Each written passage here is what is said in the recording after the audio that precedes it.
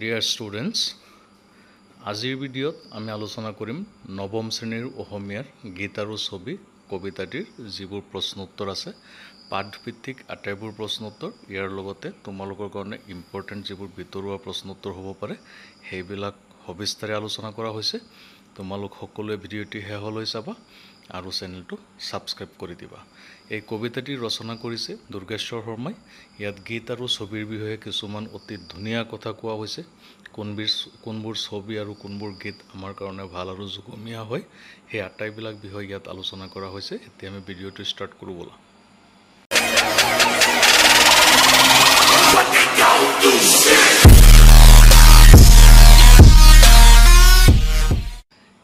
এক নং প্ৰশ্নত দিয়া হৈছে, চমু উত্তৰ দিয়া।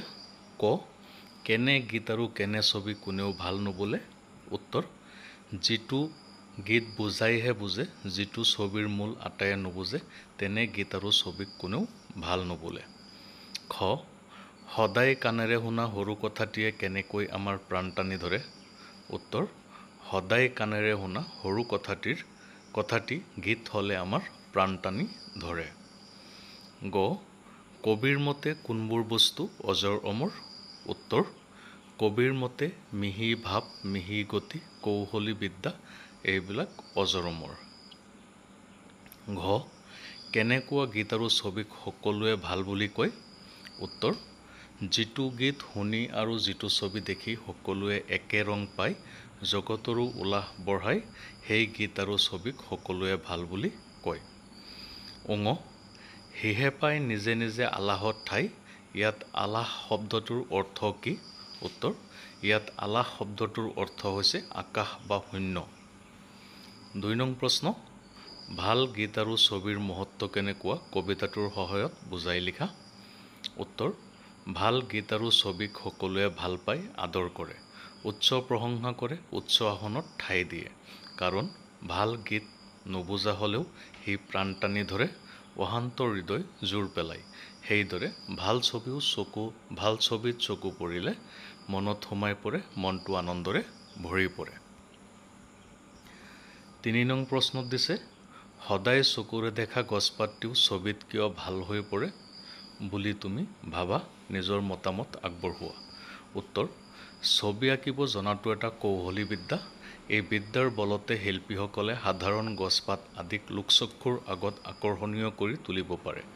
যিটো গছৰ পাত দেখিও আমি আকৰ্ষিত নহয়, মন নকৰোঁ, শিল্পীৰ হাতৰ পৰশত সি ছবি হৈ উঠিলে আমাৰ চকুত চমক লগায়, মন প্ৰাণ টানি ধৰে, মনত সোমায়। সেইকাৰণেও শিল্পীসকল, চিত্ৰসকলক মহান বুলি কয়। তেওঁলোকে ছবিত যিকোনো বস্তুকে জীৱন্ত ৰূপ দিব পাৰে। যিহেতু কৌশলী বিদ্যাৰ মৃত্যু নাই, সি অজৰ অমৰ, গতিকে জীৱন্ত ৰূপত ধৰা দিয়া ছবিবোৰ অজৰ অমৰ।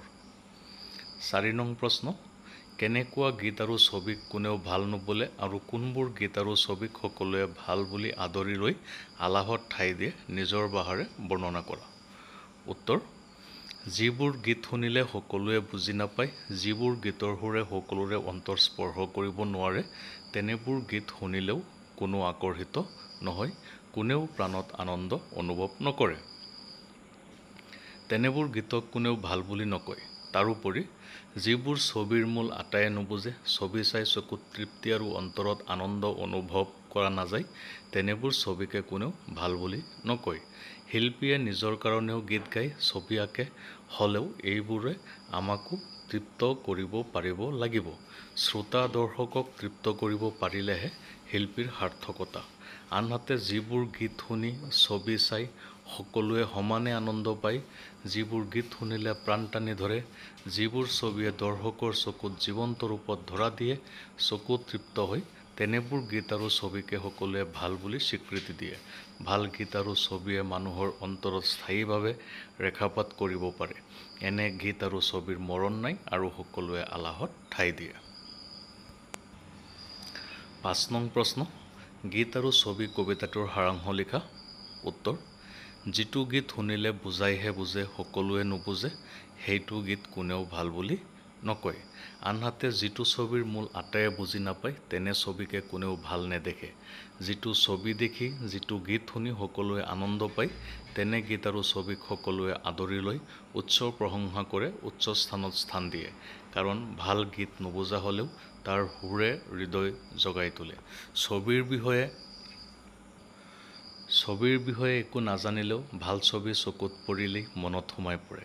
সদায় দেখি থকা গছপাতটিও ছবিত মনোৰম, জীৱন্ত হৈ পৰে আৰু সদায় শুনি থকা কথাটিও গীত হ'লে প্ৰাণ টানি ধৰে। ভাল গীত আৰু ভাল ছবিত মিহি ভাৱ, মিহি গতি আৰু কৌশলী বিদ্যা নিহিত হৈ থাকে। এইসমূহৰ মৃত্যু নাই, ইহঁত অজৰ অমৰ। ভাল গীত য'তেই গোৱা হয়, ভাল ছবি য'তেই প্ৰদৰ্শন কৰা হয়, তাতেই প্ৰশংসিত হয়। সেই প্ৰশংসা ঠাই আৰু পৰিৱেশ অনুসৰি কম বেছি হ'ব পাৰে। ৬ নং প্ৰশ্ন, ব্যাখ্যা কৰা। ক. সদায় চকুৰে দেখা গছপাতটিও ছবিটিত ভাল হৈ পৰে, সদায় কাণেৰে শুনা সৰু কথাটিও গীত হ'লে প্ৰাণ টানি ধৰে। উত্তৰ: উদ্ধৃত কবিতাফাঁকি কবি দুৰ্গেশ্বৰ শৰ্মাদেৱে ৰচিত গীত আৰু ছবি কবিতাটিৰ অন্তৰ্গত। কবিয়ে গীত আৰু ছবিৰ মহত্ব বুজাবলৈ যাওঁতে এনেদৰে কবিতাটিত উল্লেখ কৰিছে: শিল্পীয়ে তেওঁৰ কৌশলী বিদ্যাৰ জৰিয়তে যিকোনো বস্তুকে জীৱন্ত ৰূপ দি অতি আকৰ্ষণীয় কৰি তুলিব পাৰে। সদায় দেখি থকা অথচ অকণো আকৰ্ষিত নোহোৱা পাতটিও শিল্পীয়ে আমাৰ চকুত লগাকৈ মন সোমাই যাব পৰাকৈ ছবিত আঁকিব পাৰে। সাধাৰণ বস্তু এটাও ছবি হ'লে আকৰ্ষণীয় হৈ পৰে। সেইদৰে গীতৰ সন্মোহনী সুৰেও প্ৰাণত আনন্দৰ জোৱাৰ তোলে। সদায় শুনি থকা কথাও আমি বিশেষ ৰস নাপালেও যেতিয়া সেই কথাখিনিকে গায়ক গায়িকাই সুন্দৰ সুৰত গীত হিচাপে গায়, তেতিয়া সিয়ে আমাৰ প্ৰাণ টানি ধৰে, অন্তৰ জগাই তোলে। অন্তৰত অফুৰন্ত আনন্দ পোৱা যায়। খ.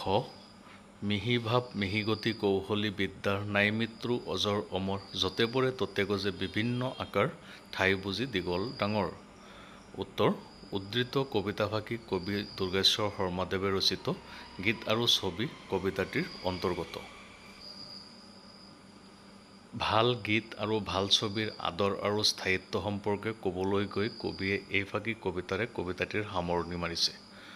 যিবোৰ গীত আৰু ছবি ভাল বুলি সকলোৱে প্ৰশংসা কৰে, আদৰ কৰে, সেইবোৰ গীত আৰু ছবিত এটা মিহি ভাৱ, মিহি গতি আৰু কৌশলী বিদ্যা নিহিত হৈ থাকে, যিয়ে ব্যক্তি তথা স্থান নিৰ্বিশেষে সকলোকে মোহিত কৰে। এনে গীত আৰু ছবিৰ কেতিয়াও মৃত্যু নহয়। সেইবোৰ অজৰ অমৰ হৈ মানুহৰ মন আৰু বুকুত চিৰস্থায়ী হৈ ৰৈ যায়। এনে গীত আৰু ছবিয়ে সকলো ঠাইতে, সকলো সমাজতে আদৰ পাই, প্ৰশংসিত হয়। ঠাই আৰু সমাজ অনুসাৰে হয়তো সেই আদৰ আৰু প্ৰশংসা কম বেছি হ'ব পাৰে। ৭ নং প্ৰশ্নত দিছে সমাৰ্থক শব্দ লিখা। যিকেইটা সমাৰ্থক শব্দ দিয়া হৈছে, এইকেইটা লিখি দিয়া হৈছে। তোমালোক সকলোৱে ভালকৈ লিখি ল'বা, ইয়াৰ পৰা তোমালোকৰ পৰীক্ষাত আহিব। ৮ নম্বৰত দিছে বাক্য ৰচনা কৰা। কৌশলী বিদ্যা, অজৰ অমৰ, আলাহত ঠাই, ডাঙৰ দীঘল। ইয়াত বাক্য ৰচনা কেইটামান কৰি দিয়া হৈছে। তোমালোকে নিজৰ ফালৰ পৰাও চেষ্টা কৰিব পাৰা। তোমালোকে বাক্য ৰচনা কৰি কমেণ্টত জনাবাচোন, দেখাবা, আমি চাম বাৰু কোনে কিমান ধুনীয়াকৈ লিখিছা। ৯ নম্বৰ প্ৰশ্নত দিছে বিপৰীতাৰ্থক শব্দ লিখা। মিহি, প্ৰাণ, মৃত্যু, মূল, ক্ষুদ্ৰ। ইয়াৰ বিপৰীত শব্দকেইটা ইয়াত লিখি দিয়া হৈছে। তোমালোকে লিখি লোৱা, শিকা। বিপৰীত শব্দ, সমাৰ্থক শব্দ যিমান বেছি শিকিবা, তোমালোকৰ ভাষা সাহিত্য সিমানে বেছি টনকিয়াল হ'ব। তাৰপিছত ইয়াত অতিৰিক্তভাৱে কিছুমান প্ৰশ্ন তোমালোকৰ কাৰণে যুগুতাই দিয়া হৈছে। তোমালোকে এইকেইটা লিখি লৈ শিকিবা। ক. কবি দুৰ্গেশ্বৰ শৰ্মাৰ জন্ম ক'ত হৈছিল? উত্তৰ: 1882 চনত যোৰহাটৰ পটীয়া গাঁৱত। খ. কবি দুৰ্গেশ্বৰ শৰ্মাৰ এখনি নাটকৰ নাম লিখা।